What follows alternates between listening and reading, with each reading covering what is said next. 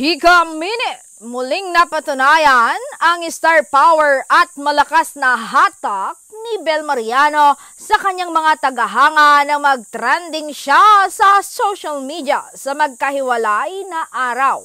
Unang umingay ang pangalan ni Bel Mariano matapos siyang itanghal na Belle of the Ball sa controversial na ABS-CBN Ball na ginanap sa Soler Resort, North Quezon City noong Biyernes, Abril 4, 2025.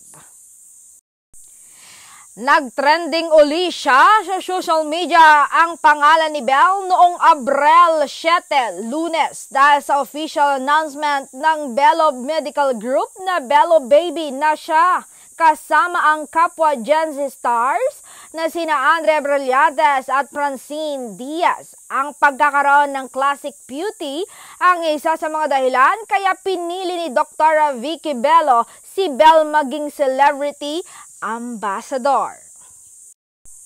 Kabilang din si Belle sa cover pictorial ng Bello Endorsers para sa isang lifestyle magazine bilang paggunita sa ika-35 anibersaryo ng kumpanya ni Dr. Bello ngayong 2025.